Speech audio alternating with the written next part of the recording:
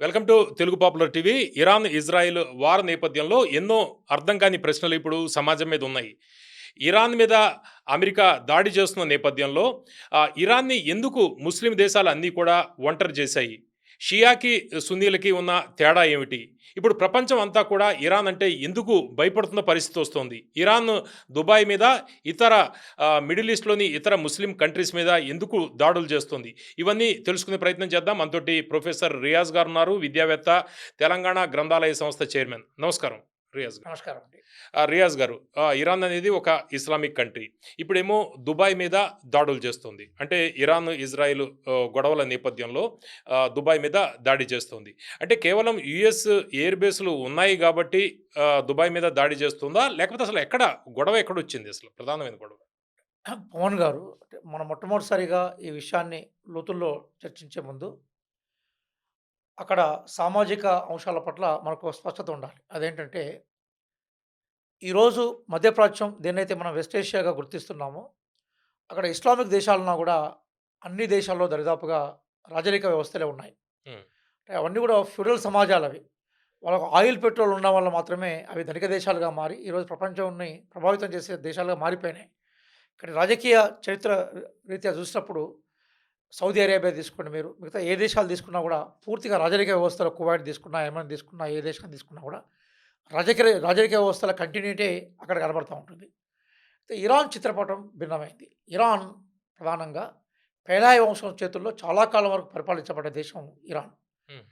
ప్రాచీన నాగరికత పర్షియా రూపంలో కొనసాగిన ఆ నాగరికతకు ఈరోజు ఆధునిక రూపమే ఇరాన్ రూపంలో కనిపిస్తూ ఉంది. 1979లో ఒక విప్లవం, దాన్ని ఇస్లామిక్ విప్లవంగా కొత్తగా ఏర్పడ్డ ప్రభుత్వం ఆయతుల్లా ఖొమేనీ ఆధ్వర్యంలో, ఇప్పుడు చనిపోయింది ఖమైనీ, హ్మ్. అంతకుముందు ఉంది ఖొమేనీ. ఆయన ఆధ్వర్యంలో ఏర్పడ్డ ప్రభుత్వం దాన్ని ఒక విప్లవంగా ప్రకటించింది. అంటే ఇస్లామిక్ సూత్రాలకు అనుగుణంగా మేమే నిజమైన పరిపాలన చేస్తున్నాం, రాజరిక వ్యవస్థ ఇక్కడ అవకాశం లేదని చెప్పి ప్రకటన చేసింది. దాని తర్వాత ఇరాన్ భిన్నంగా ఎదుగుతూ వచ్చింది. కాబట్టి మిగతా దేశాలకు ఇరాన్ మధ్య ఉండే 2 తేడాల్లో ఒకటి, ఇరాన్ అనేది విప్లవ పందాల్లో ఏర్పడే ప్రభుత్వంగా ప్రకటించబడ్డ ప్రభుత్వం ఇరాన్‌లో ఉంటే, మిగతా దేశాల్లో రాజరిక వ్యవస్థల ప్రభుత్వమే కొనసాగుతా ఉంది. రెండో అంశం ఏంటంటే, మొత్తం ప్రపంచంలో దాదాపుగా మనకి ఇస్లాంలో దాదాపు 75 తెగలు కనబడతా ఉంటాయి. అందులో హ్మ్. ప్రధానమైనది సున్నీ, 83% పాపులేషన్ ఉంటుంది. దాని తర్వాత ప్రధానమైనది షియా. ఇరాన్ ప్రధానంగా షియా కమ్యూనిటీకి సంబంధించిన దేశం. ప్రజలు కూడా షియా మతానికి సంబంధించిన అంశాలు, ఇస్లాం మతానికి సంబంధించిన విషయాలే గాని, షియాకు సంబంధించిన కొన్ని ఆచార ట్రెడిషన్స్, వ్యవహారాలు. ఆచార వ్యవహారాలు భిన్నంగా ఉంటాయి. దాన్ని ఆచరించే దేశంగా ఉన్నది. కాబట్టి ఒకటి సున్నీ, షియా కాన్ఫ్లిక్ట్ ఒకటి ఉంది ప్రధానంగా. రెండోది ఏంటంటే, రాజరిక వ్యవస్థలుగా అవి భావించబడతా ఉంటే, మాదే నిజమైన ప్రజాస్వామ్యం, ఇస్లామిక్ దేశంగా మేమే ఉన్నాం అనేది ఇరాన్ చెప్పుకుంటుంది. కాబట్టి వాళ్ళ మధ్య ఐడియాలజికల్ కాన్ఫ్లిక్ట్‌తో పాటుగా జాతిపరమైన కాన్ఫ్లిక్టు, అలాగే విశ్వాసాల పరమైన కాన్ఫ్లిక్ట్ కూడా ఉంది. కాబట్టి ఆ నేపథ్యం ఇప్పటికీ కొనసాగుతూ వచ్చింది. కాబట్టి మీకెక్కడ కూడా ఒపెక్ దేశాల్లో, అంటే ఆయిల్ అండ్ పెట్రోలియం ఎక్స్‌పోర్ట్ కంట్రీస్‌లో ఇరాన్ ఒకవైపు కనబడుతుంటుంది. మిగతా దేశాలన్నీ ఇంకోవైపు కనబడతా ఉంటాయి. ఆ వైరుధ్యం ఉంది కాబట్టే ఆ దేశాలకి ఇరాన్‌కి మధ్య మనం అనుకున్నట్టుగా స్పష్టమైన రాజకీయ సంబంధాలు గానీ, లేదా జాతిపరమైన సంబంధాల్లో ఉండే లోపాల ఆధారంగా, వైరుధ్యాల ఆధారంగా ఏకతాటి మీద వచ్చే అవకాశాలు లేకుండా చిత్రపటం అక్కడ లిఖించబడింది. అందుకోసం ఇప్పుడు ఉన్న నేపథ్యంలో అదే చిత్రపటం ప్రస్ఫుటం అవుతుంది. అంటే ఇరాను, ఇజ్రాయెలు అనేది గొడవ గురించి మనం మాట్లాడితే పాలస్తీనా గురించి తప్పనిసరి మాట్లాడాలి. ఏంటి ఈ సమస్య? చూసేవాళ్ళకి అర్థమయ్యేటట్టు చెప్పండి. అడుగున మంచి ప్రశ్న అడిగారు. అంటే చాలామంది మూలాలకు సంబంధించిన విషయాలను తెలుసుకోకుండా ఈరోజు సమకాలీనంగా జరుగుతున్న సంఘటనలు అర్థం చేసుకోవడం సాధ్యం కాదు. వాస్తవంగా రెండవ ప్రపంచ యుద్ధంలో దీనికి సంబంధించిన విభేదాలకు, వైషమ్యాలకు మూలాలు పట్టేశారు. ఏ రూపంలో అంటే, రెండవ ప్రపంచ యుద్ధాన్ని మొత్తం డిక్టేట్ చేసి, నడిపించి, ప్రపంచాన్ని మొత్తం ప్రభావితం చేసిన వ్యక్తి హిట్లర్. అతను యూదుల వ్యతిరేకి.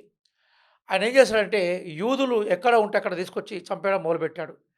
జర్మనీలోనే విపరీతమైన గ్యాస్ చాంబర్‌లలో యూదులను చంపేయడం మొదలుపెట్టాడు. అంటే యూదు అనేది ఒక ప్రత్యేకమైన జాతి. జ్యూస్. ఈరోజు ఆ జ్యూస్ అంటా ఉంటాం మనం. నిజానికి మనకి ప్రధానంగా ఓల్డ్ టెస్టమెంట్, అంటే బైబిల్‌కి ముందు ఉండే గ్రంథం ఏదైతే ఉందో, అది వాళ్ళకు ప్రధానమైన పుస్తకంగా కనబడతా ఉంటుంది. అయితే బిజినెస్ పీపుల్, బాగా మొబిలిటీ ఉన్న పీపుల్ ప్రపంచం మొత్తం విస్తరించారు వాళ్ళు. ప్రపంచంలో దాదాపుగా ఇంటెలెక్చువల్స్‌లో మనకు కనిపించే చాలామంది, కార్ల్ మార్క్స్ కానీ, సిగ్మండ్ ఫ్రాయిడ్ గానీ, అలాగే మనకు కనిపించే ఐన్‌స్టైన్ గానీ, ఇట్లాంటి వాళ్ళందరూ జ్యూసే. అంటే వాళ్ళెప్పుడూ ఆ జ్యూస్ జాతికి అవును. సంబంధించిన ఇష్యూస్ రిప్రజెంట్ చేసిన నేపథ్యాలు లేవు గానీ, అవును. అదొక బలమైన జాతి అని చెప్పే క్రమంలో ఈ విషయాలు చెప్పే ప్రయత్నం చేశాను నేను. అకాడమిక్‌గా మాట్లాడారు. అకాడమిక్‌గా మాట్లాడే హ్మ్. క్రమంలో వాళ్ళకు అంటే ఆ జాతికి ఒక ప్రాతినిధ్యం ఉంది. హ్మ్. అది ఎక్కువగా బిజినెస్ కమ్యూనిటీ కాబట్టి మొత్తం ప్రపంచం మొత్తం విస్తరించిన కమ్యూనిటీ అది. అయితే జర్మన్‌లో ఆరియన్ సుప్రమసీ థియరీని తీసుకున్నది అడాల్ఫ్ హిట్లర్. అతను జ్యూస్‌ని శత్రువులో చూసాడు. చూసి జ్యూస్‌ను చాలా భీకరంగా అంటే ఎట్లాంటి కారుణ్యం లేకుండా, ఎట్లాంటి క్షమ లేకుండా భయంకరంగా చంపేశాడు. అప్పుడు జ్యూసెస్ ఏదైతే ఉందో ప్రపంచవ్యాప్తంగా ఉన్నవాళ్ళు, మన ప్రపంచం మొత్తం విస్తరించడం వల్ల మనం ఇది ప్రధానంగా జర్మనీ దాంట్లోకి హిట్లర్ దాంట్లోకి గురవుతున్నాం కాబట్టి, మన మాతృభూమి ఏదైతే ఉందో అక్కడికి వెళ్ళిపోవాలని అనుకున్నారు. అట్లా 1948 వరకు వాళ్ళ మాతృభూమికి రావడం మొదలుపెట్టారు. అయితే నిజంగా ఆ మాతృభూమి అనే ప్లేస్‌లో అది కూడా అంతకుముందు అరబులు ఉండేది, యూదులు ఉండేది. యూదులు అక్కడి నుంచి ప్రపంచం మొత్తం విస్తరించారు. అక్కడ లోకల్‌గా ఉండే అరబులు అక్కడే ఉండిపోయినారు.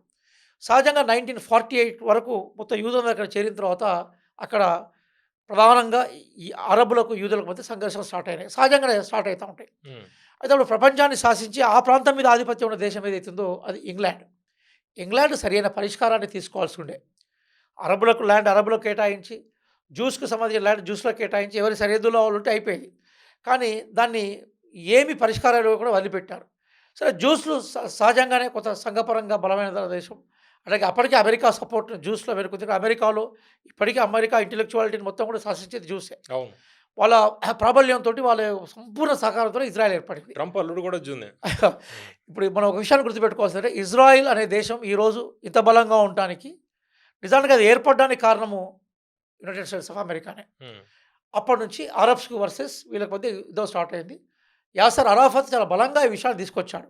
అయితే ప్రపంచ ప్రజల డిమాండ్ ఏందంటే మన భారతదేశం కూడా వాజ్పేయి హయాం వరకు కూడా ఆ రోజు నెహ్రూ గారు గాని, ఇందిరాగాంధీ గారు గాని, వాజ్పేయి హయాం వరకు రాజీవ్ గాంధీ గారు వీళ్ళందరూ కూడా ఏంటంటే పాలస్తీనా భూభాగంలో అరబ్బులకు ఉండే షేర్ వాళ్ళకుండాలి. హ్మ్.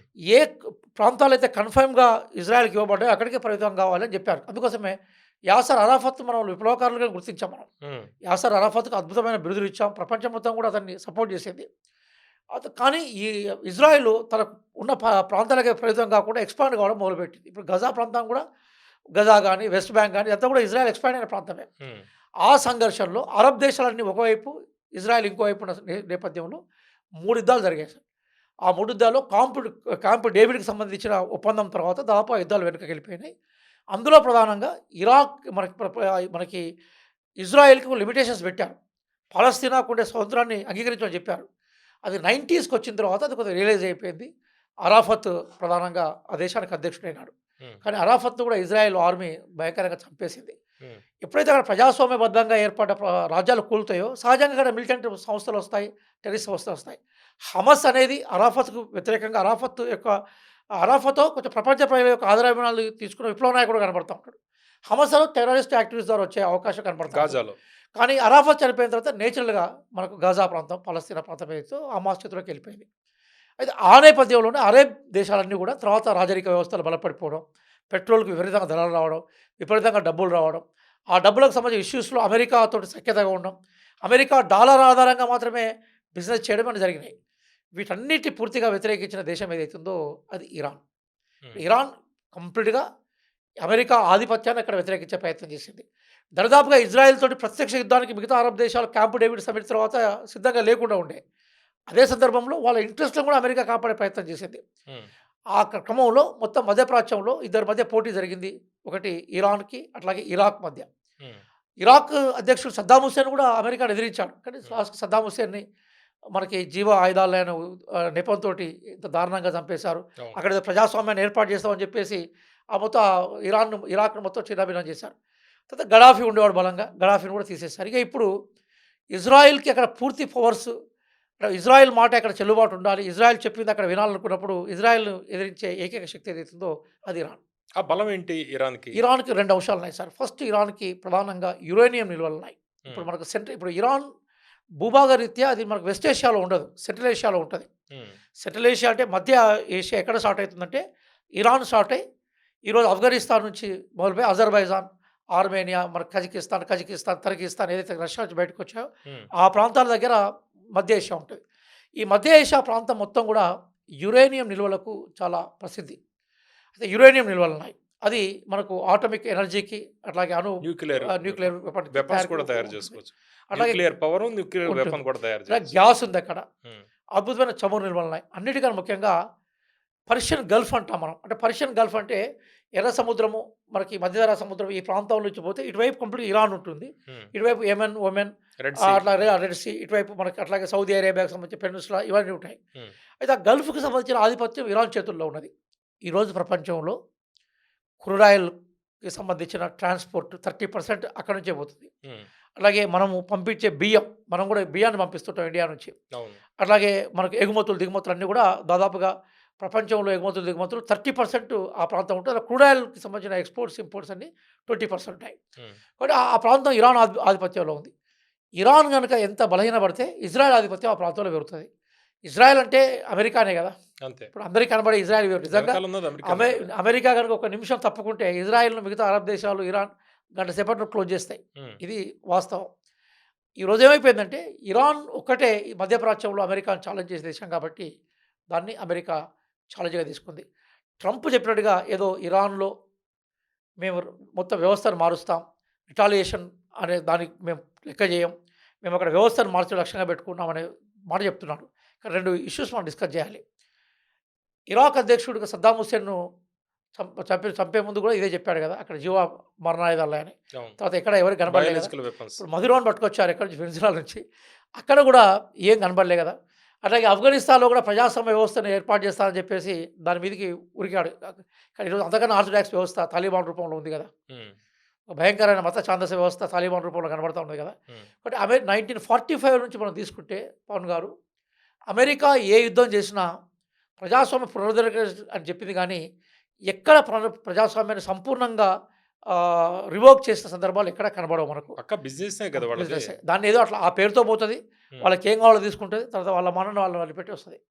కాబట్టి ఓవరాల్‌గా మనకు జరుగుతుంది ఏందంటే, అమెరికా పూర్తిగా మధ్యప్రాచ్యంలో యురేనియం మీద, గ్యాస్ నిల్వల మీద, ఆయిల్ నిల్వల మీద ఆధిపత్యం కోసం మాత్రమే ఈ వాతావరణాన్ని క్రియేట్ చేసింది. దానికి ఈరోజు ఇరాన్ ప్రధానంగా బలి కాబోతున్న విషయం అర్థమవుతా ఉంది. ఓకే. ప్రొఫెసర్ రియాజ్ గారు మీరు చెబుతుంది ఇరాన్‌కి అదేవిధంగా ఇజ్రాయెల్‌కి అక్కడ ఆధిపత్య పోరు కొనసాగుతోంది. అయితే ఇరాన్ న్యూక్లియర్ వెపన్స్ కూడా న్యూక్లియర్ వాళ్ళ దగ్గర యురేనియం ఎన్రిచ్‌మెంట్ కూడా జరుగుతోంది. ఇప్పుడు వాళ్ళు డీల్‌లో ట్రంప్ ప్రధానంగా పెట్టిన అంశం యురేనియం ఎన్రిచ్‌మెంట్ తగ్గించాలి. ప్లస్ అణు తనిఖీలకు ఒప్పుకుంటే మేము ఫర్దర్ చర్చలు చేస్తామనేది కూడా చెప్పాడు. అయితే ఇద్దరి మధ్య ఈ పోరులో ఇతర మిడిల్ ఈస్ట్‌లోని ఇతర అరబ్ కంట్రీస్ మీద ఎందుకు ఇప్పుడు ఇరాన్ పడుతోంది ఈ దాడి తర్వాత? మీరు మంచి ప్రశ్న అడిగారు సార్. ఇప్పుడు నిజంగా యురేనియంకి సంబంధించిన ప్రొడక్షన్ గానీ, అణ్వస్త్రాలకు సంబంధించిన ఏర్పాట్లు గానీ చేస్తుంది గాబట్టే మేము ఇరాన్ మీద ఆంక్షలు పెడుతున్నామని అమెరికా చెప్పింది. ఇక్కడ హ్మ్. ఒక ప్రశ్న అడుగుతా నేను. నిజంగా యురేనియానికి సంబంధించిన ఇష్యూస్ మీద గానీ, అణు పరీక్షల కోసం తన బలాన్ని గనక ఇరానే కలిగి ఉండకుంటే ఇరాన్‌ని ఎప్పుడో కొట్టేసేవాళ్ళు. హ్మ్. ఇప్పుడు మీకు ఉక్రెయిన్ ఎగ్జాంపుల్ చెప్తాను. రష్యా న్యూక్లియర్ పవర్, అట్లాగే మనకి ఉక్రెయిన్ దగ్గర కూడా ఆ మోతాదులో ఉంది. అప్పుడు వీళ్ళు చెప్పినప్పుడు యుక్రెయిన్ ఏం చేసిందంటే తన ఆపరేషన్ ఆపేసింది. ఆపేయగానే రష్యా దాని మీద అటాక్ చేసింది. చూసాం మనం. అవును. అట్లాగే అమెరికా ఏమంటుందంటే మరి ఇజ్రాయెల్ దగ్గర కూడా న్యూక్లియర్ పవర్స్ ఉన్నాయి కదా! అమెరికా ఇచ్చిన న్యూక్లియర్ పవర్స్ ఉన్నాయి కదా! హ్మ్. ఈరోజు మొత్తం ఎస్పెషల్‌గా సెంట్రల్ ఏషియాలో, సౌత్ ఏషియాలో టెర్రరిజానికి కేర్ ఆఫ్‌గా ఉన్న పాకిస్తాన్ దగ్గర కూడా న్యూక్లియర్ పవర్స్ ఉన్నాయి కదా! అవును. మరి నువ్వు ఇరాన్ మీద పెట్టే కండిషన్స్ పాకిస్తాన్ మీద ఎందుకు పెట్టావు? ఇరాన్ మీద పెట్టే కండిషన్స్ ప్రధానంగా ఇజ్రాయెల్ మీద ఎందుకు పెట్టావు? ఇరాన్ మీద పెట్టే కండిషన్స్ ఫ్రాన్స్ మీద గానీ, జర్మనీ మీద గానీ, మిగతా దేశాల మీద ఎందుకు పెట్టావు? అంటే అది ఒక బహానా, సాకు మాత్రమే. హ్మ్. నెంబర్ 1. నెంబర్ 2 ఏంటంటే, అమెరికా ఏం చేసిందంటే ప్రపంచం మొత్తం గూడా తనకు సంబంధించిన మిలిటరీ క్యాంపులను పెట్టుకుంది అక్కడక్కడ. దాన్ని మనం ఎయిర్ బేస్‌లను పెట్టుకొని భవిష్యత్తులో ఎక్కడంటే అక్కడ అటాక్ చేయడం కోసం. హ్మ్. అయితే రష్యాకు, అమెరికా కోల్డ్ వార్ జరుగుతున్న సందర్భంలోనే మొత్తం మధ్యప్రాచ్యం అంటే వెస్ట్ ఏషియా రష్యాకు సరిహద్దుల్లో ఉంటది కాబట్టి, రష్యాకు మీద అటాక్ చేయడానికి ఈజీగా ఉండడం కోసం బేసికల్‌గా అది అమెరికా ఇప్పుడు మనం చెప్తే బహ్రెయిన్‌లో గానీ, హ్మ్. అలాగే కువైట్‌లో గానీ, సౌదీ అరేబియాలో గానీ, దుబాయ్‌లో. దుబాయ్‌లో గానీ, మనకి యునైటెడ్ అరబ్ ఎమిరేట్స్ మొత్తం ఏమన్ ఆ ప్రాంతాల్లో మొత్తం గూడా అమెరికాకు సంబంధించిన డిఫెన్స్ ఏజెన్సీస్ పెట్టింది. పెట్టి అక్కడి నుంచి దాడి మొదలుపెట్టింది. ఎందుకంటే దాడులు ఎప్పుడైనా కూడా అమెరికా నుంచి ఇరాన్‌కు దాడి అనేది చాలా సుదూరమైన ప్రాంతం. అవును. అమెరికా అనుకున్న రిజల్ట్స్‌ని సాధించలేదు. ఆ దగ్గరలో ఉన్న దగ్గర ప్రాంతాల్లో నుంచే ఎయిర్ కొట్టాలి. బేస్‌లు పెట్టుకుంది. కాబట్టి ఏం చేసింది ఇజ్రాయెల్ అనేది ఇజ్రాయెల్ దగ్గర నుంచి అటాక్ చేస్తే ఏమైతదంటే, ఇజ్రాయెల్‌ని మొత్తం కంట్రోల్ చేస్తే అమెరికాకి అటాక్స్‌కి అవకాశం ఉండదు. హ్మ్. రష్యా మీద శత్రుత్వం ఉంది కాబట్టి, రష్యా మీద అటాక్ చేయడం కోసం పెట్టుకుంది. ఇప్పుడు దాన్ని ఇరాన్‌కి అనుకూలంగా ఉపయోగించుకుంటుంది. కాబట్టి నేచురల్‌గా ఏ ఎయిర్ బేస్‌లో అయితే, ఏ మిలిటరీ బేస్‌లో అయితే ఈరోజు అమెరికా ఎస్టాబ్లిష్ చేసిందో వాటి నుంచే ఇరాక్ మీద దాడి చేయడం కోసం పెట్టింది. ఇప్పుడు మనం చెప్పుకున్న ఈ అరబ్ కంట్రీస్‌కి నిజంగా చిత్తశుద్ధే ఉంటే, మీరు చెప్పినట్టుగా ఇస్లామిక్ ఇజం మీద వాళ్ళకి విశ్వాసం ఉన్నా, లేదా ఆ ప్రాంతం మొత్తం శాంతి కావాలని కోరుకున్నా, ఏ రూపంలో కోరుకున్నా, హ్మ్. వాళ్ళు అమెరికా బేస్ చేసుకోవడానికి వాళ్ళు పర్మిషన్ ఇవ్వద్దు కదా! పర్మిషన్ ఇచ్చినంటే నువ్వు అంగీకరించినట్టే కదా! అమెరికా అటాక్స్ అంగీకరించినట్టే కదా! కాబట్టి ఇరాన్ ఈరోజు ఏం చేసిందంటే వాంటెడ్‌లీ ఇప్పుడు ఈ వాళ్ళు అమెరికా వాళ్ళు దారుణంగా స్కూల్ మీద అటాక్ చేస్తే 105 మంది అమ్మాయిలు చనిపోయినారు. అవును. అది గర్ల్స్ స్కూల్ అది. అట్లా ఇరాను అక్కడ ఉండే బిగినింగ్‌లో వాళ్ళ మీద దాడి చేయలేదక్కడ. ఫస్ట్ స్టేజ్‌లో ఏం చేశారంటే అమెరికా బేసెస్ మీద దాడి చేసింది. ఎప్పుడైతే ఇరాన్‌లో పిల్లల అమ్మాయిల స్కూల్ మీద దాడి చేసినాక, మిగతా అంశాల మీద దాడి చేసినాక మాత్రమే ఇప్పుడు ప్రధానంగా ఎయిర్‌పోర్ట్‌లో లక్ష్యంగా చేసుకున్నది. 5 స్టార్ హోటల్ లక్ష్యంగా చేసుకున్నది. అవును. కాబట్టి బేసికల్‌గా ఇరాన్‌కి ఇప్పుడు ఇరాన్ మనం ఎన్ని మాట్లాడినా కూడా యుద్ధం జరుగుతున్నప్పుడు, దాడి ఒకవైపు జరుగుతున్నప్పుడు ఇంకోడు ఖాళీగా ఉండడు కదా! ఏ పక్ ఏదో రూపంలో ప్రతిఘటించే ప్రయత్నం చేస్తాడు. కాబట్టి హ్మ్. ఇప్పుడు ఇరాన్‌కేంటి అమెరికా లక్ష్యం మీదకి పోయే అవకాశాలు ఇరాన్‌కి లేవు. ఇజ్రాయెల్‌ని అటాక్ చేయడం ఈజీ కాదు. అయినా అటాక్ చేస్తుంది. ఇజ్రాయెల్ మీద దాదాపు 1000కి పైగా మిసైల్స్ పంపితే అందులో 200 వరకు రీచ్ అయినాయి. మిగతా 800 ఫెయిల్ అయినాయని చెప్తున్నారు. ఇక మిగతా ఏంటి అమెరికా ఎయిర్ బేస్‌లను ధ్వంసం చేస్తే అమెరికా నష్టపరిచినట్టే కదా! శత్రువులో మనకి యుద్ధం జరుగుతున్నప్పుడు ఒకటి ప్రాణ నష్టం కన్నా ఆస్తి నష్టం మీద ఫోకస్ చేస్తారు. హ్మ్. మొత్తం ఆ వ్యవస్థ చిన్నాభిన్నం ఉంటుంది. అమెరికన్ మిలిటరీ వ్యవస్థ, మిలిటరీ బేస్‌లో ఎంత విచ్ఛిన్నమైతే, ఎంత వీక్ అయిపోతే, సహజంగా ఇరాన్‌కి సంబంధించిన ధైర్యం లేదా వాళ్ళకున్న డామినేషన్ ఏదైతే అది ప్రపంచానికి పరిచయం అయిద్దనేది లక్ష్యంగా పెట్టుకున్నారు. అంటే ఇస్లామిక్ కంట్రీస్ అనేది ఇరాన్ లక్ష్యం కాదు. యూఎస్ ఎయిర్ బేస్‌లే లక్ష్యం ఇప్పుడు. Exactly sir. ఇప్పుడు మనం 2 మాట్లాడుకుందాం. హ్మ్. నిజంగా ఇస్లామిక్ కోణంలో గనుక చూస్తే ఆ దేశాలన్నీ గూడా ఇరాన్‌ని సపోర్ట్ చేయాలి గదా! చెయ్యాలి. ప్రజాస్వామ్య కోణంలో చూసినా గూడా ఇరాన్ సపోర్ట్ చేయాలి గదా! హ్మ్. శాంతి కోణంలో చూసినా గూడా ఇరాన్ సపోర్ట్ చేయాలి గదా! కోణం ఏదైనా గూడా సపోర్ట్ చేయాల్సింది ఇరానే గదా! అవును. ఆ 3 కోణాల్లో ప్రజాస్వామ్య కోణం గాని, ఇస్లామిక్ కోణం గాని, శాంతి కోణం గాని, హ్మ్. ఏ కోణంలో గూడా ఇరాన్‌ని సపోర్ట్ చేయనప్పుడు సహజంగా అవి ఇరాన్‌కి మిగతా దేశాలు ఎట్లయితే ఉంటాయి. హ్మ్. నంబర్ 1. నంబర్ 2 వాళ్ళ దేశాతులు చనిపోతే కనీసం సానుభూతిని వ్యక్తం చేయాలి గదా! సానుభూతి వ్యక్తం చేయాలి. మన భారతదేశం నుంచి కూడా ఇంతవరకు ఆ సానుభూతి వ్యాఖ్య వచ్చినట్టుగా చూడలేదు. హ్మ్. ఇప్పుడు మనం హానెస్ట్‌గా మాట్లాడుకుంటే ఇరాన్ భారతదేశానికి చాలా చౌకగా చెవురిచ్చింది సార్ చాలా కాలం వరకు. అవును. నిన్నమొన్న బంద్ అయిందంతే. హిస్టారికల్ రిలేషన్స్ చాలా అట్లాగే ఉన్నాయి అందుకోసం కదా! మనం చౌబహార్ కేంద్రాన్ని అక్కడ పెట్టాం. ఇంకా హ్మ్. మన చొవ్వుని ఎక్కువ ఉత్పత్తి చేసుకోవడం కోసం. అట్లాగే చైనా గూడా చైనా అయితే విపరీతంగా లాభపడ్డది. ఇంకా భారతదేశం అన్న అలాగే చైనా అయితే చైనాకు 83% ఆఫ్ క్రూడ్ ఆయిల్ ఇప్పుడు ఇరాన్ నుంచే వస్తున్నది. అవును. వెనజులా అక్కడి నుంచి వస్తున్నది. కనీసం బేసికల్‌గా ఇరాన్ నుంచి లాభపడ్డ దేశాలు ఇప్పుడు నాకు తెలిసి ఇప్పుడున్న ఈ ఈ ఈ గల్ఫ్ నుంచి ఏదైతే మనకు హార్మోజ్ జలసంధి నుంచి పోతున్నప్పుడు కూడా మిగతా దేశాలు అరేబియన్ దేశాలు అవన్నీ కూడా వాళ్ళందరితో ఆ విషయానికొచ్చినప్పుడు ఇరాన్ సహకారాలుండే. హ్మ్. కానీ వాళ్ళ ప్రెసిడెంట్ చనిపోయినాక ఇప్పుడు మనలాంటి డెమోక్రటిక్‌గా ఆలోచించే వాళ్ళమన్నా సానుభూతి వ్యక్తం చేస్తున్నాం. హ్మ్. ఇప్పుడు ఒక గొప్ప అంశం ఏందంటే భారతదేశంలో అంటే రైటిస్టులైనా, లెఫ్టిస్టులైనా, సెంట్రిస్టులైనా గూడా ఇరాన్‌లో ఇప్పుడున్న ఖమైనీ చనిపోవడాన్ని బాధ వ్యక్తం చేశారు. నేను మన డిబేట్ చూస్తున్నాను. హ్మ్. అంతకుముందు రైటిస్ట్ ఐడియాలజీ బలంగా ఉన్నవాళ్ళు గూడా ఇరాన్ విషయానికొస్తే అది రైట్ కాదు. అమెరికా అట్లా ఉండదని చెప్తున్నారు. హ్మ్. అంటే భారతదేశంలో ఇంకా డెమోక్రటిక్ టెండెన్సీ ఉందన్న నిదర్శనం. ఒక లెఫ్టిస్టులైనా, సెంట్రిస్టులైనా, రైటిస్టులైనా ఎవడోడు మూర్ఖుడు పక్కన పెడితే అందరూ గూడా అట్లా ఒక దేశాధ్యక్షుడిని చంపడం ఏంది? హ్మ్. చంపడం ద్వారా అధికార మార్పిడి ఏందని అడుగుతున్నారు. మన భారతదేశం ఆ మాత్రం డెమోక్రటిక్ కాన్సెప్ట్ ఉంది. హ్మ్. చైనా గాని, మిగతా మన పాలకవర్గాలు గాని, మిగతా దేశాలు గాని ఆ అధ్యక్షుడిని చంపడం అదే పరిష్కారం అని యూఎస్ అంటుంటే దాన్ని ఎవరు ఖండించే పరిస్థితి లేదు. కాబట్టి ఇప్పుడు మనం అనుకున్నట్టుగా సరే ఇస్లాం అనేది వాళ్ళు ఆచరితే మతంగా ఆచరించొచ్చు తప్ప ఇట్లాంటి యుద్ధ సమయానికి వచ్చినప్పుడు ఇప్పుడు మనం అనుకున్న దేశాలన్నీ కూడా రాజరికంలో ఉన్న దేశాలన్నీ కూడా అమెరికా వెంట ఉన్నాయి తప్ప హ్మ్. ఇరాన్ వెంట లేవు. చాలా ఆశ్చర్యం ఏందంటే భౌగోళిక సంబంధం ఉన్న రష్యా కూడా అంత సపోర్ట్‌గా ఇరాన్ వెనక నిలబడలేదు.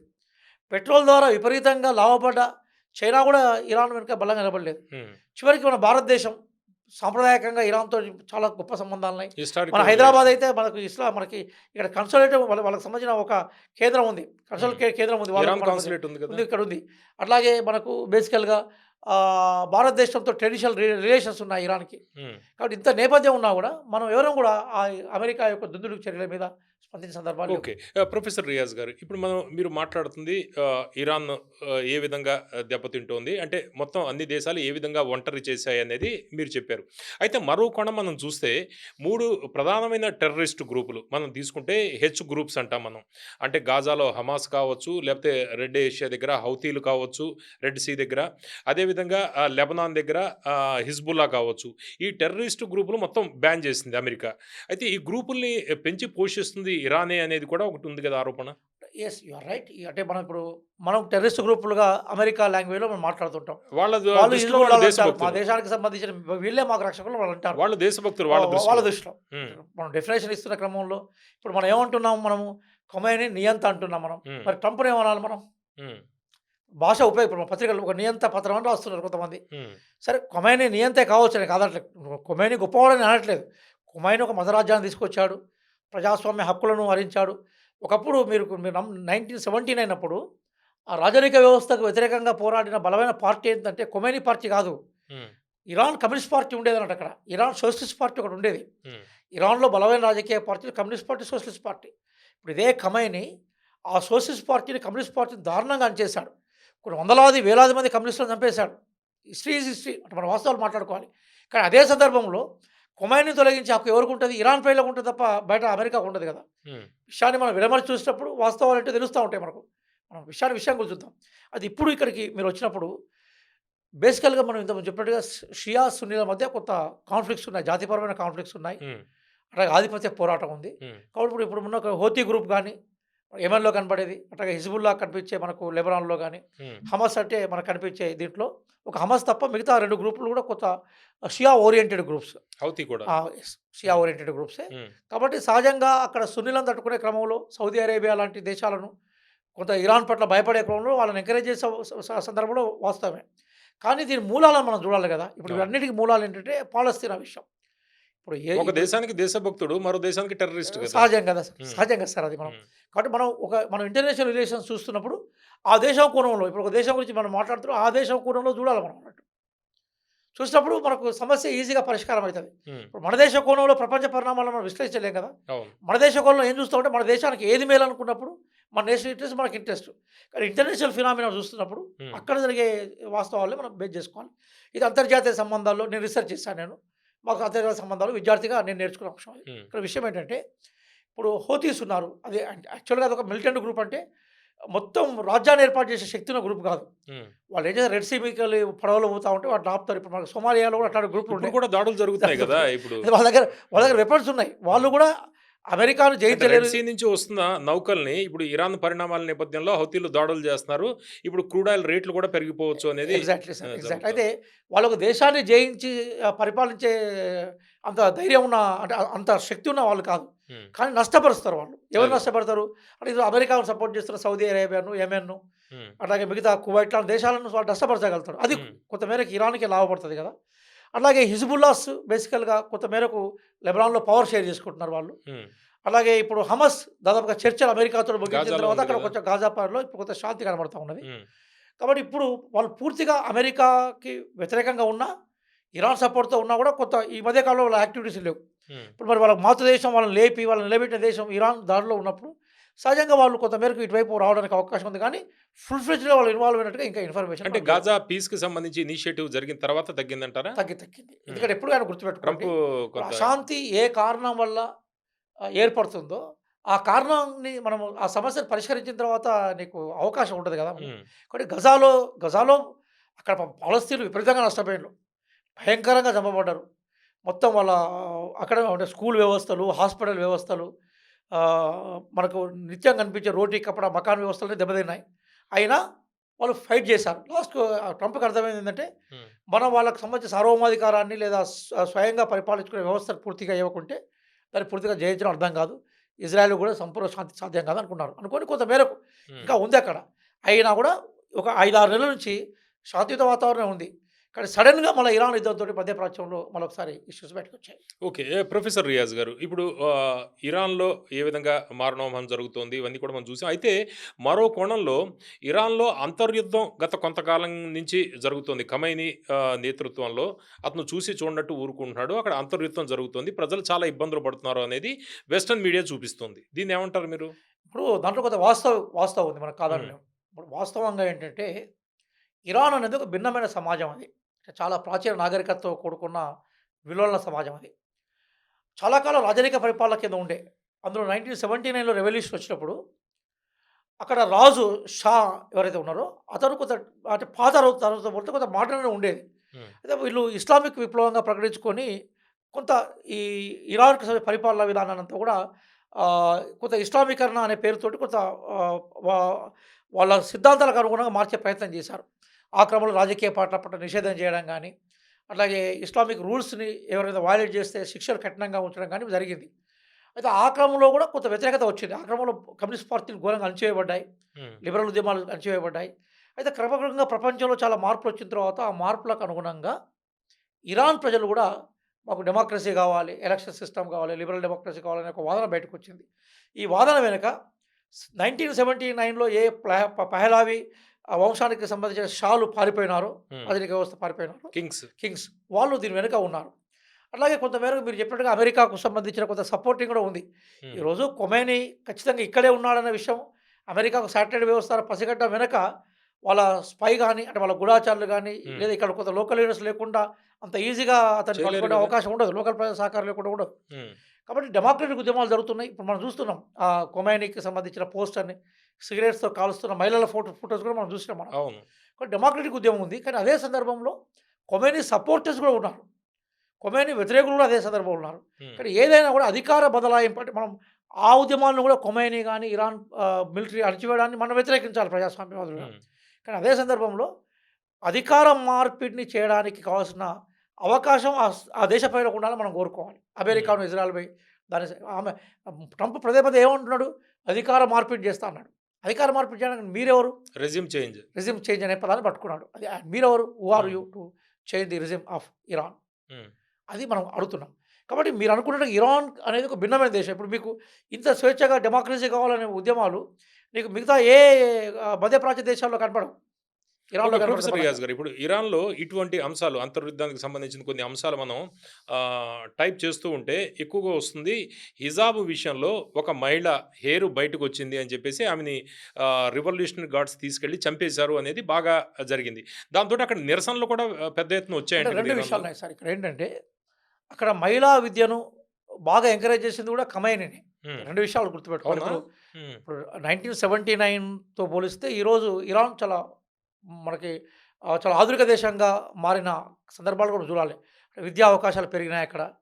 ఉద్యోగ అవకాశాలు పెరిగినాయి. అంటే ఈ మధ్య కాలంలో క్రైసిస్‌లోకి వెళ్ళిపోయింది తప్ప, అట్లాగే న్యూక్లియర్ వెపన్స్‌ను మెయింటైన్ చేసే పరిస్థితికొచ్చింది. హ్మ్. ఈరోజు అక్కడ పనిచేస్తున్న దాంట్లో ప్రపంచంలో చాలా దేశాలతో పోలిస్తే ఇరానియన్ మహిళలు పెద్ద పెద్ద ఉద్యోగాలు ఎక్కువ సంఖ్యలో ఉన్నారు. పాపులేషన్ వాళ్ళకున్న పర్సెంటేజ్ రీత్యా వాళ్ళ రిప్రజెంటేషన్ కూడా అదే స్థాయిలో ఉంది ఇరాన్‌లో. హుహు. అదే సందర్భంలో ఏంటంటే మీరు చెప్పినట్టుగా మహిళలు ఇంకొంత మాకు స్వేచ్ఛ కావాలనుకున్నప్పుడు అణచివేతలు కూడా జరిగిన సందర్భాలున్నాయి. హ్మ్. కానీ ఆ సంక్షోభం నడుస్తుంది ఆ దేశంలో.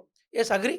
2 విషయాలున్నాయి. అంటే అంటే ఆచార మహిళలు వ్యవహారాలు అవన్నీ. మహిళలకు సంబంధించిన ఎడ్యుకేషన్ పెంచి, వాళ్ళకి సంబంధించిన హక్కులను గౌరవించే క్రమంలో ఖొమైనీ ప్రభుత్వం పనిచేసింది. హ్మ్. అంతకన్నా ఎక్కువ కావాలని డిమాండ్ కూడా మహిళల్లో ఉన్నది. హ్మ్. అట్లా డిమాండ్ చేసే వాళ్ళని క్రూరంగా అణచివేసే చరిత్ర కూడా ఖమైనీకి ఉన్నది. హుహు. కాబట్టి ఏదైనా కూడా అది అంతర్గత విషయాలు లాగానే మాత్రం చూడాలి. హ్మ్. అంతర్జాతీయ విషయాలకొచ్చినప్పుడు వేరే దేశాలు ఇరాన్ పట్ల ఎట్లా చూడాలి అనేది మనం చెక్ చేసుకోవాలి. ఇక్కడ ఇరాన్ నాకు తెలిసి ఇప్పుడు ఫర్ ఎగ్జాంపుల్ అమెరికా చాలా దేశాల మీద దాడులు చేసింది. ఆక్రమించే ప్రయత్నం చేసింది. ఇరాన్ ఏ దేశం మీద దాడి చేసిందో మీరు చెప్పలేరు, నేను చెప్పలేను. ఎందుకంటే వాళ్ళు దాడే చేయలేదు కాబట్టి.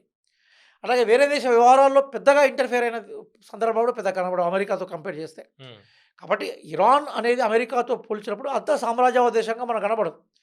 పెట్రోల్, ఆయిల్ ఏదైతే ఉందో అది చాలా దేశాలకు చాలా తక్కువ ధరకు అమ్మిన సందర్భాలు కూడా ఉన్నాయి. హ్మ్. ఇప్పుడు పెట్రోల్, ఆయిల్ ధరలు ఒక్కసారి ఎందుకు పెరిగినాయి? ఇరాన్ మీద ఆంక్షలు పెరిగిన తర్వాత సడెన్‌గా ప్రపంచం మొత్తం పెరిగిన సందర్భాలు కూడా కనపడ్డాయి. కాబట్టి మనమేమంటున్నామంటే ఈరోజు ఇరాన్‌లో ఉన్న ఖమైనీ ప్రభుత్వం అనేది ఒక అద్భుతమైన ప్రజాస్వామ్య ప్రభుత్వంగా మనం భావించడం సరైనది కాదు. హ్మ్. నిజానికి కాదది. అదే సందర్భంలో ఆ ఇరాన్ ప్రజలకు మాత్రమే అక్కడ ఏ ప్రభుత్వం ఉండాలని నిర్ణయించుకునే అవకాశాలు ఉండాలి. మరి నిజంగా ట్రంప్ అట్లాంటి అవకాశాలు కల్పిస్తారా? మనం కొద్దిగా పాజిటివ్ కూడా చూద్దాం మనం. హ్మ్. ట్రంప్ కోణంలో ఒకసారి చూసినా కూడా ట్రంప్ ఏమంటున్నాడు అక్కడ ప్రజాస్వామ్య పునరుద్ధరణ, రిజైమ్ చేంజ్ అంటున్నాడు. ట్రంప్ నిజంగా అక్కడ ప్రజాస్వామ్య పునరుద్ధరణ, రిజైమ్ చేంజ్ చేసి ప్రజలు కోరుకున్న వాళ్ళనే అధికారంలో తీసుకొచ్చే ప్రయత్నాలు చేస్తాడా? అంటే అమెరికా ఎక్స్‌పీరియన్స్ మనం చూస్తే 1945 సెకండ్ వరల్డ్ వార్ తర్వాత అమెరికా ఏ దేశం మీద దాడి చేసినా, ఏ దేశం మీద పోయినా కూడా అక్కడ ప్రజాస్వామ్య పునరుద్ధరణ ఎక్కడ జరగలేదు. అంటే ఇంతకుముందు డిస్కస్ చేసినట్టుగా చేశారు, వదిలేశారు అంతే. తప్ప నిజంగా చిత్తశుద్ధితోటి అక్కడ ప్రజాస్వామ్య పునరుద్ధరణ చేసే అవకాశాలు బిజినెస్ ఏమి మ్యాన్ లేవు. ట్రంప్ అంతే. ఎగ్జాక్ట్‌లీ. కాబట్టి ఆయనకు అమెరికాకు సంబంధించిన ఎవరి ఆయిల్ వల్ల నిల్వలు లాభం, ఎవరి వల్ల నష్టం అని చూసుకుంటాడంతే. ఎక్కడి నుంచి రావాలో కోరుకుంటాడు. మా ఇంటికొస్తే ఏం తెస్తావు? హ్మ్. మీ ఇంటికొస్తే ఏమి ఇస్తావో ట్రంప్ పాలసీ కదా! హ్మ్. కాబట్టి ఆయన రేపు ఆ మధ్యప్రాచ్యంలో ఇరాన్ డౌన్ అయితే హ్మ్. ఇజ్రాయెల్ ద్వారా ఆయిల్ నిల్వలు ఎట్లా పట్టుకొచ్చుకోవాలి? హ్మ్. అమెరికా ఎట్లా లాభపడాలి? అమెరికా నమ్ముకున్న పూర్తి ఆధిపత్యం వచ్చేస్తుంది అమెరికా అమెరికాకి. నమ్ముకున్న పాకిస్తాన్కు, హ్మ్. ఇజ్రాయెల్కి ఎట్లా న్యాయం చేయాలని ఆలోచిస్తారు తప్ప హ్మ్. ఇరాన్కు ఎట్లా ప్రజాస్వామ్యం ఇవ్వాలని ఆలోచిస్తారైతే నేను అనుకోవట్లేదు. హ్మ్. సరే మనం చూస్తున్న వీక్షకుల అభిప్రాయం వాళ్ళకి స్వేచ్ఛ ఉంటుంది. ఓకే. కానీ ప్రొఫెసర్ రియాజ్ గారు, ఇప్పుడు ప్రధానంగా మీరు చెబుతుంది ఇరాన్ ఒంటరి అవ్వడానికి ఒక కారణం నాకు అర్థమవుతోంది. మీరు చెప్పిన దాని ప్రకారం షియా, సున్నీ అనే తేడాల వల్ల అదొకటి. మిగిలిన దేశాలన్నీ కూడా దూరం పెట్టడం, ఇస్లామిక్ కంట్రీసు. దాంతో పాటు అమెరికా బేస్‌లు అవన్నీ కూడా అక్కడ ఉండడం. ఈ అకాడమిక్‌గా చెప్పండి, షియా, సున్నీల మధ్య ఏంటి తేడా? అంటే మహమ్మద్ ప్రవక్తగా ఆయన తన జీవితకాలం కొనసాగించిన టైంలో తన వారసుడిగా ఆయన అనౌన్స్ చేయలేదు. హ్మ్. ఎవరైతే తన సిద్ధాంతాలని, ఎవరైతే తన ఆచరణని కొనసాగిస్తాడో ఆయనే ఇస్లాంకి ప్రధానమైన నాయకుడిగా ఉంటాడనే భావంతోటే వారు చెప్పారు. అయితే వారికి వారసులలో వాళ్ళ కూతురికి సంబంధించిన కొడుకు, మనవడు అలీ అనే అతను ఉండేవాడు. హ్మ్. ఆ అలీ నాయకత్వం వహించే ప్రయత్నం చేశాడు. ఆ అలీ నాయకత్వాన్ని ఆహ్, వహించే ప్రయత్నంలో మిగతా వాళ్ళు దాన్ని ఆబ్జెక్షన్ చెప్పారు. సున్నీస్ అని ఎవరినంటామంటే మహమ్మద్ ప్రవక్త వారి బోధనలు ఎవరైతే ఆ బోధనలు వాళ్ళ సిద్ధాంతాన్ని ఆచరించి ఇస్లాంలోకి వచ్చిన వాళ్ళందరూ సున్నీలు. హ్మ్. ప్రపంచంలో 83% వాళ్ళే ఉంటారు. హ్మ్. తర్వాత వారి యొక్క వారసత్వాన్ని అంటే వారి యొక్క శారీరక వారసత్వాన్ని లేదా వారికి సంబంధించిన కుటుంబ వారసత్వాన్ని కొనసాగిస్తూ వారి వారసులే ఇస్లాం ప్రపంచానికి నాయకులుగా ఉండేవాళ్ళు ఎవరైతే ఉన్నారో వాళ్ళు షియాలు. హ్మ్. సున్నీలకు, షియాలకు మధ్య కూడా యుద్ధాలు జరిగాయి. ఇప్పుడు మనకు మొహర్రం పండుగ ఏదైతే ఉందో అవును. అది హైదరాబాద్‌లో కూడా ఆ చేస్తుంటారు. నేపథ్యానికి సంబంధించిన అంశాల్లో ఒక భాగంగా మనం చూడాలి. హ్మ్. కాబట్టి మొత్తం ఓవరాల్‌గా ఏందంటే ప్రపంచంలో మహమ్మద్ ప్రవక్త తర్వాత ఆయన బోధనలను తీసుకొని ప్రపంచం మొత్తం కూడా చాలామంది బయలుదేరినారు. హ్మ్. కాబట్టి ఇస్లాం ఆ బోధకుల బోధనలను అనుసరించి ఎవరైతే ఆ మతంలోకి వచ్చారో వాళ్ళందరూ సున్నీలుగా మారిపోయినారు. హ్మ్. కాబట్టి ఇప్పటికీ అరబ్ దేశాల్లో ఎక్కువగా మనకి సున్నీలే కనబడతారు. ప్రపంచవ్యాప్తంగా కూడా కనబడతా ఉంటారు. అయితే అదొక హిస్టారికల్ లెగసీ. తర్వాత హ్మ్. వాళ్ళిద్దరిని కలిపే ప్రయత్నం చేయడం గానీ, లేదా కలిసి సందర్భాలు గానీ పెద్దగా లేవు. ఇక హ్మ్. ఆ కాన్ఫ్లిక్ట్ అట్లే నడుస్తూ వచ్చింది. ఇక్కడ ప్రపంచం ఒకప్పుడు షియా, సున్నీల మధ్య ప్రపంచం మొత్తం నడిచేది. అవును. ఇప్పుడు అమెరికా డామినేషన్ అయిపోయిన తర్వాత ఏమైపోయిందంటే మళ్ళీ ఇది ఇంకో కొత్త ప్రపంచంలాగా అయింది. అందుకోసం ప్రపంచ గమనానికి డైనమిక్స్ ఉంటాయి గదా! హ్మ్. కాబట్టి జాతిపరమైన లేదా మత వారసత్వానికి సంబంధించిన కాన్ఫ్లిక్టే షియా, సున్నీ కాన్ఫ్లిక్ట్‌గా నాకు అర్థమైన విషయం అది. హ్మ్. ఓకే. ఇప్పుడు మనం వెనిజులాలో మదురోని వాళ్ళు కిడ్నాప్ చేసి తీసుకుపోయాక, తర్వాత మొత్తం వాళ్ళ ఆధిపత్యంలోకొచ్చేసింది. అమెరికా ఆధిపత్యంలోకి వెనిజులా వచ్చేసింది. అయితే ఇక్కడ ఇరాన్ విషయం కొద్దిగా డిఫరెంట్‌గా ఉంది. వెనిజులా అంత తేలిక అమెరికాకి కనిపించట్లేదు. అమెరికా కావచ్చు, ఇజ్రాయెల్ కావచ్చు, మిడిల్ ఈస్ట్ అన్ని ఇస్లామిక్ కంట్రీస్ కలిసినా కూడా ఇప్పుడు ఇరాను ప్రతిఘటన చాలా తీవ్ర స్థాయిలో ఉంది. అంటే దీనికి కారణం ఏంటి? ఇంత గట్టిగా నిలబడ్డానికి ఇరాన్? ఇప్పుడు వెనకాల ఏ శక్తులున్నాయి వెనకాల? 3 అంశాలున్నాయి సార్. ఫస్ట్ అంశం ఏంటంటే చారిత్రకంగా పర్షియా దేశం అనేది ప్రాచీన నాగరికతకి ఒక వారసత్వంగా కొనసాగుతున్న దేశం. పెద్ద డైనెస్టీ చాలా ప్రపంచంలో. పెద్ద డైనస్టీ. ఈజిప్ట్ దగ్గర నుంచి డేరియస్ పరిపాలిస్తున్నప్పుడు అలెగ్జాండర్ ఆ దేశం మీద దాడి చేశాడు. అంటే మీకు అప్పటికే ఇస్లాం రాలేదు. హ్మ్. ఇస్లాం ముందు చెప్తున్నా డేరియస్. డేరియస్‌కి దాదాపుగా కొన్ని వేల మంది భార్యలు ఉండేవాళ్ళు. అంటే ఆ రోజుల్లో రాజులు అవును. ఎవరిని పెళ్లి చేసుకోవాలో అవును. కూడా వాళ్ళని పెళ్లి చేసుకునేది.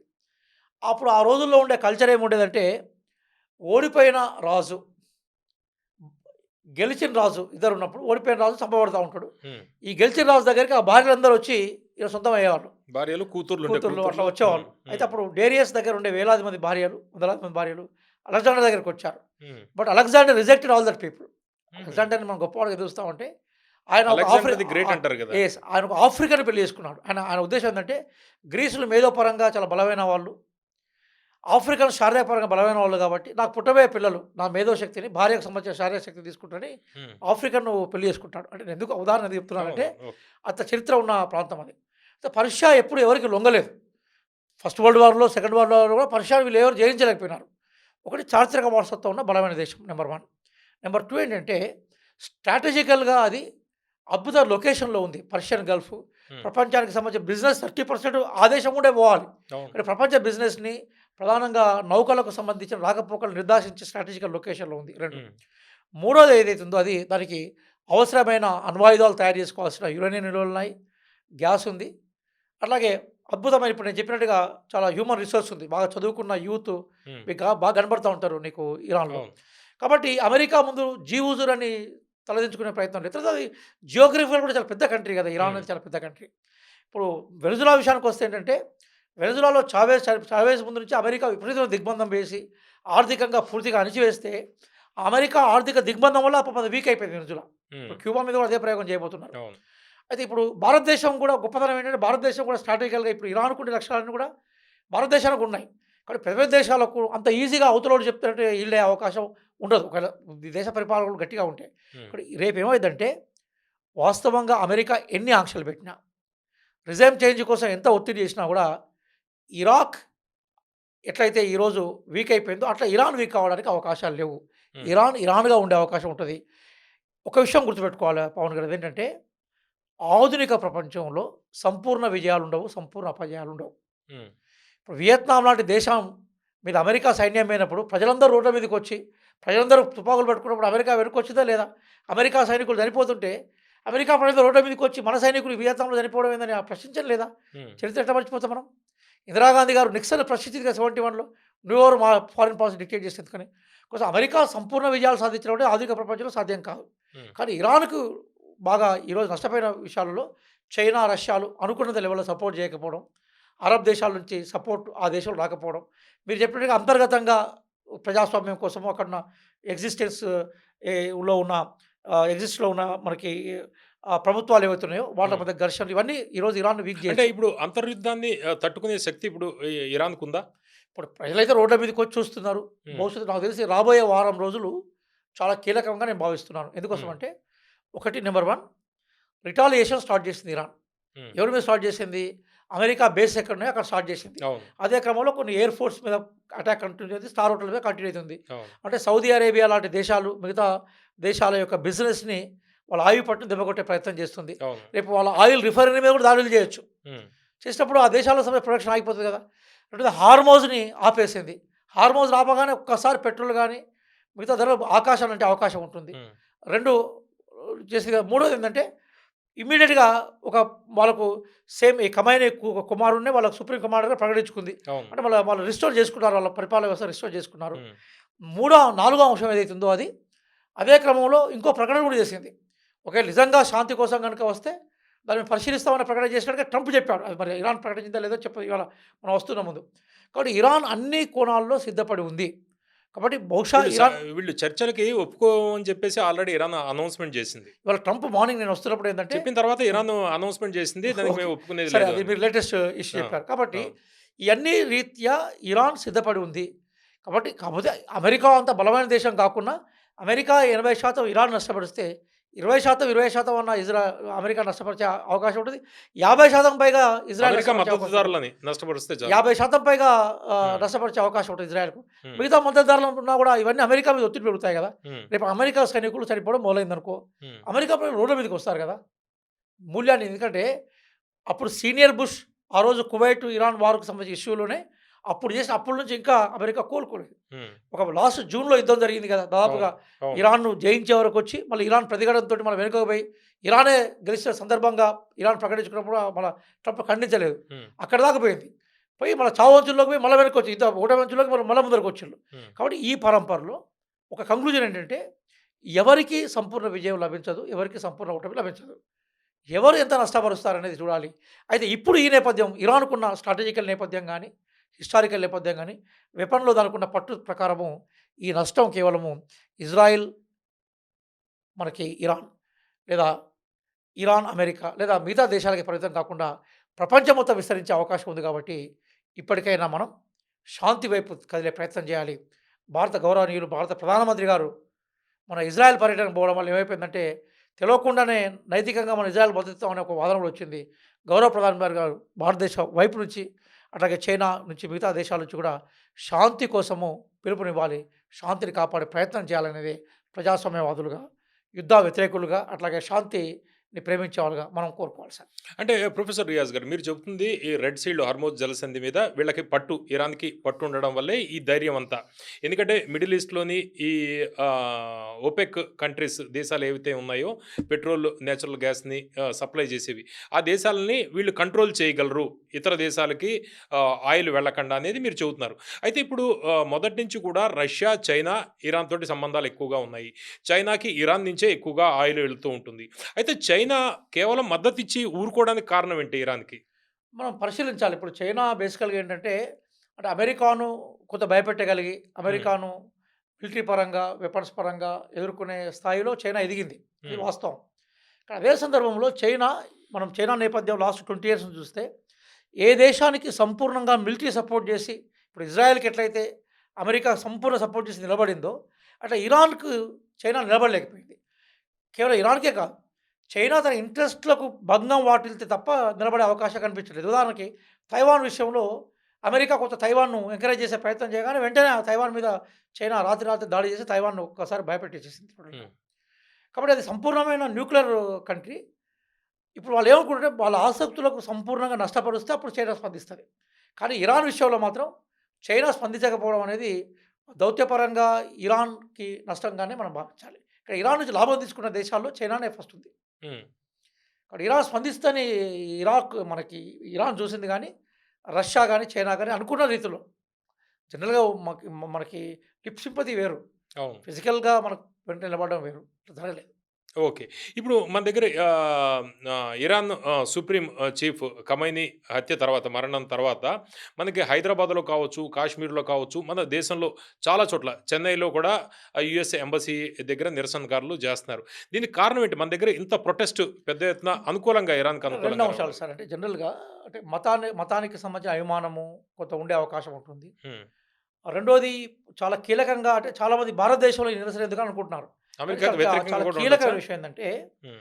ఈ కొమైనీ అనే అతను ఖమైనీగా మనం చూస్తున్న ఇతను, హ్మ్. పాతతను కొమైనీ, ఇతను ఇతను ఖమైనీ. ఖమైనీ. కో కా హ్మ్.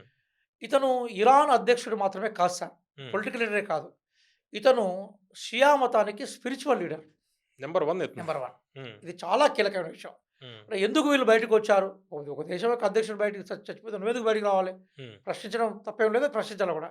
కానీ దాని వెనుక ఉండే విషయం ఏంటంటే, ఇప్పుడు దలై లామాని బౌద్ధులు ఆ తెగను ఆపేవాళ్ళు ఒక స్పిరిచ్యువల్ లీడర్‌గా చూస్తారు. సుప్రీం. సుప్రీంగా చూస్తారు. కాబట్టి దలై లామాను చైనా ఎల్లగొట్టగానే ఇండియా రిసీవ్ చేసుకున్నది.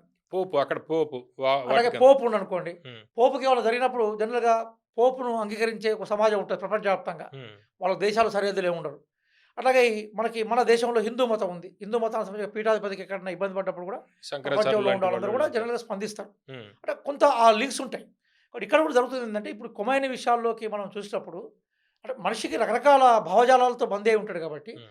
ఇతను స్పిరిచ్యువల్ లీడర్‌గా చూసే సమాజం ఒకటుంది. హ్మ్. షియా సమాజం ప్రధానంగా.